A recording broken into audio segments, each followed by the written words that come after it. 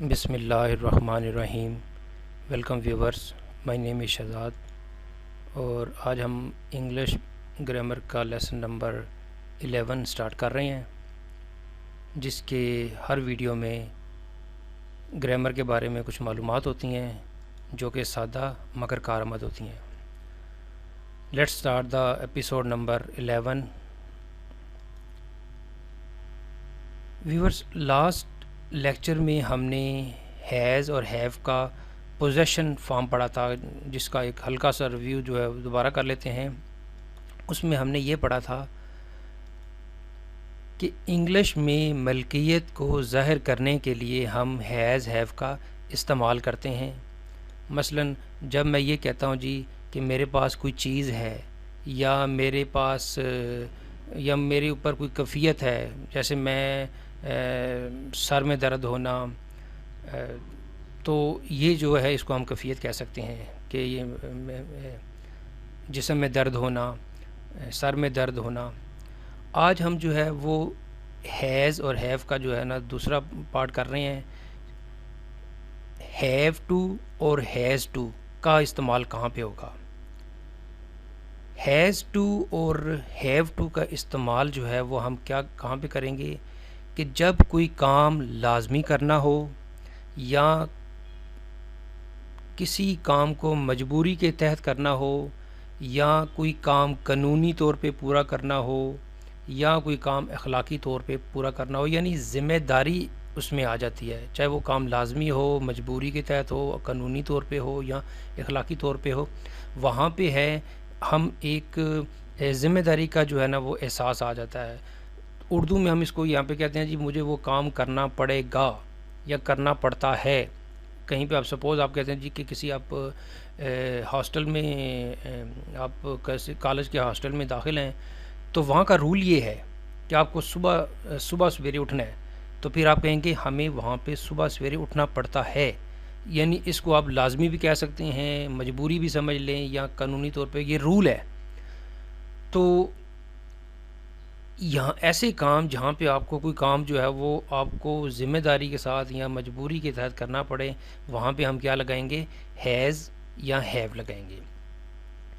अब जिस तरह हमने पिछले लेक्चर में ये देखा था कि आई, वी, यू, आर, दे या प्लूरल के साथ जो है वो हम क्या लगाते हैं? हैव लगाते हैं। इनके साथ हम क्या लगाते हैं जी? हैव लगाते हैं। और इसमें हम एक फ़िक्रा बना लेते हैं। फ़िक्रा ये है, हमें सुबह सवेरे उठना पड़ता है।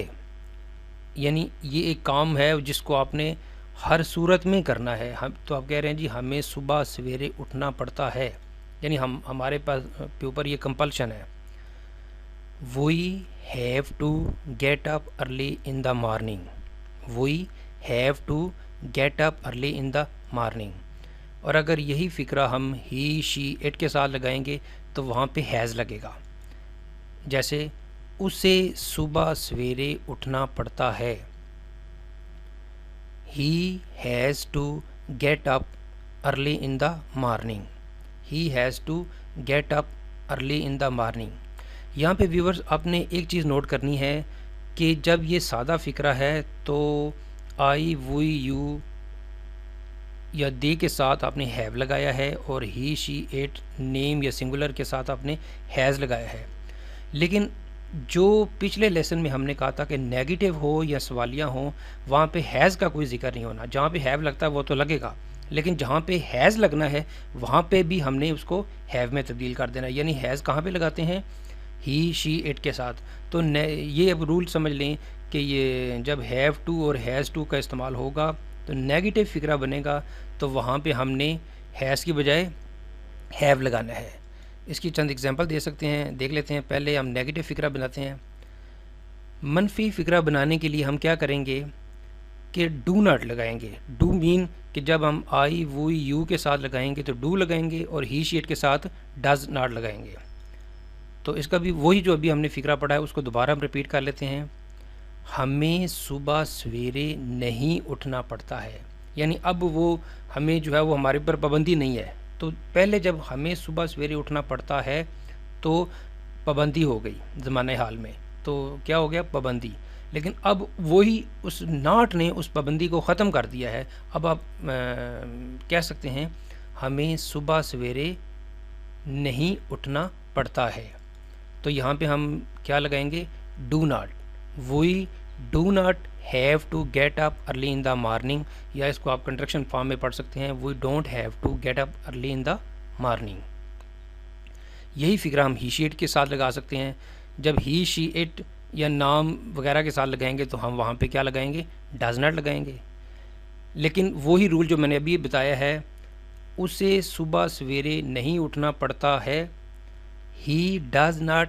अब यहाँ पे हैज़ नहीं लगाना, बस ये जो है गलती अमूमन हो जाती है बिगनर स्टूडेंट से, कि ही डज नॉट हैज़ की बजाय he does not have to get up early in the morning, यानी उसे सुबह सवेरे नहीं उठना पड़ता है, he doesn't have to get up early in the morning. तो उम्मीद है कि आपको ये चीज़ समझ आ गई होगी कि हमने नेगेटिव जब फ़िक्रे बनानी है तो ही शी इट के साथ डज़ ही लगेगा, आई वी यू के साथ डू ही लगेगा। लेकिन जब नेगेटिव बनाना है तो उसमें है ही शी इट के साथ जो हैज़ लगाते थे सादा फ़िक्रे के साथ, नेगेटिव और सवालिया फ़िक्रों में हमने वहाँ पे हैज़ नहीं लगाना। यानी अब पूरे लेक्चर का अगर एक समरी समझ लें तो वो ये है कि ये पिछले ही लेक्चर का समझ लें कि इसको कॉपी कह सकते हैं सिंपल, कि हमने जो रूल के लिहाज से तो यहाँ पे हैव टू और हैज़ टू का हम कर रहे हैं। तो ये सिर्फ जेन में रखना है कि हैव नेगेटिव और सवालिया फ़िक्रों में हैव यूज़ होगा और सादा फ़िक्रों में सिंगुलर या ही शी इट के साथ हैज़ यूज़ होगा। अब हम इसी का ही जो है वो सवालिया फ़िक्रा बनाते हैं। तो यहाँ पे मैंने एक छोटा सा रूल भी साथ मेंशन कर दिया है कि मनफी फ़िक्रों में हमेशा हैव का इस्तेमाल करते हैं। तो नेक्स्ट ये है जी कि हम इसमें सवालिया फ़िक्रे बनाते हैं हैव टू और हैज़ टू के लिहाज से।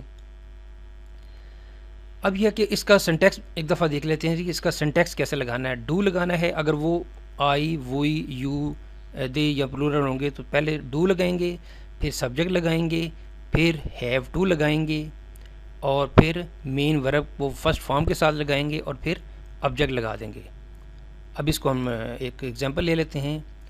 क्या हमें सुबह सवेरे उठना पड़ता है, यानी अब ये चीज़ जो है वो हमसे पूछा जा रहा है कि क्या यहाँ पे ज़रूरी है, क्या हमें, यानी आप किसी जगह पे गए हैं और वहाँ पे कोई पाबंदी है या नहीं है, उसके बारे में आप ये सवाल कर रहे हैं कि क्या हमें अब सुबह सवेरे उठना पड़ता है या उठना पड़ेगा।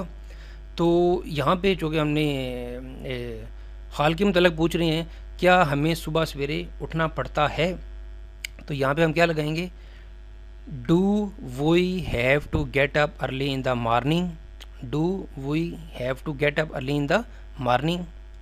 और यही फिक्रा जब आप ही शी इट या नाम के साथ लगाएंगे तो वहाँ पे डू की जगह डज आ जाएगा, सब्जेक्ट अपनी जगह पे रहेगा, वहाँ पे हैज़ की बजाय हैव टू लगेगा, मेन जो है वो वर्ब की फ़र्स्ट फॉर्म के साथ लगेगा, मेन वर्ब यानी फ़र्स्ट फॉर्म के साथ, और ऑब्जेक्ट। इसकी हम एग्जांपल देख लेते हैं।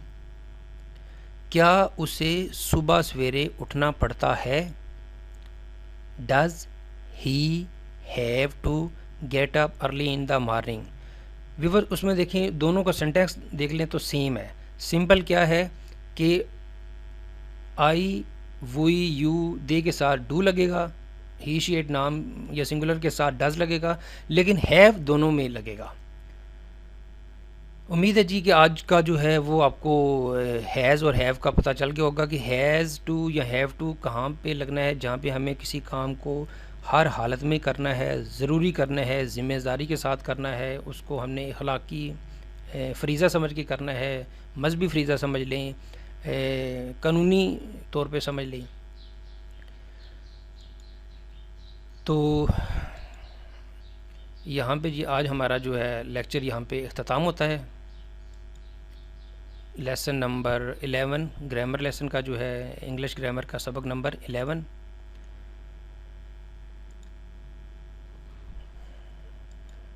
ओके जी व्यूवर्स, अगर आपको ये वीडियो पसंद आता है तो आपने क्या करना है, सबसे पहले इसको लाइक कर देना है, इसको साथ आपने सब्सक्राइब करना है। सब्सक्राइब का सबसे बड़ा फ़ायदा ये होता है कि जब नेक्स्ट हमारा वीडियो इंटरनेट पे जाएगा तो सबसे पहले आपकी ईमेल पे आ जाएगा कि ये इस चैनल यानी क्विज़ एंड क्विज़ चैनल वालों ने एक नया वीडियो अपलोड कर दिया है। मज़ीद मालूमात के लिए जो है वो आप हमारी वेबसाइट को विज़िट कर सकते हैं, जिसका नाम है onlinequizacademy.com, और आप हमारे फ़ेसबुक के पेज को भी लाइक कर सकते हैं, facebook.com/a+scienceacademy। नेक्स्ट वीडियो तक मुझे इजाज़त दीजिए। अल्लाह हाफिज़। अस्सलामु अलैकुम।